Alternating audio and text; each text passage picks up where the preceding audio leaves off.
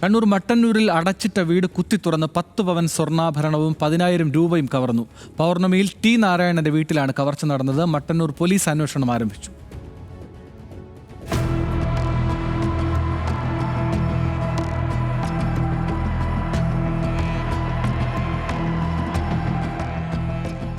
December 22-നാണ് Narayanan വീട് പൂട്ടി ബംഗളൂരുവിലെ മകളുടെ വീട്ടിലേക്ക് പോകുന്നത്. ഞായറാഴ്ച രാത്രി 7 മണിയോടെ വീട്ടിൽ തിരിച്ചെത്തിയപ്പോൾ കണ്ടത് മുൻവശത്തെ വാതിൽ തുറന്നു കിടക്കുന്നതാണ്. ഉടൻ മട്ടന്നൂർ പോലീസിൽ വിവരമറിയിച്ചു. പോലീസ് എത്തി അകത്ത് കയറി നോക്കിയപ്പോൾ കിടപ്പുമുറിയിൽ സൂക്ഷിച്ച ആഭരണങ്ങളും പണവും മോഷണം പോയെന്ന് വ്യക്തമായി. താഴത്തെയും മുകളിലത്തെയും നിലകളിലെ കിടപ്പുമുറികളിലെല്ലാം കള്ളൻ കയറിയതിന്റെ ലക്ഷണങ്ങൾ പോലീസിന് വേഗം തിരിച്ചറിയാൻ കഴിഞ്ഞു.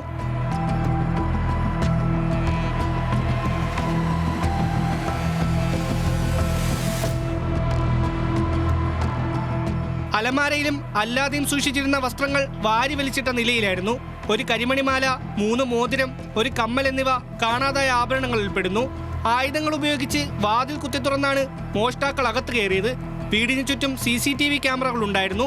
മുൻഭാഗത്തും പിൻഭാഗത്തും സ്ഥാപിച്ചിരുന്ന ക്യാമറകളും മോഷണം നടത്തിയവർ കൊണ്ടുപോയിട്ടുണ്ട്.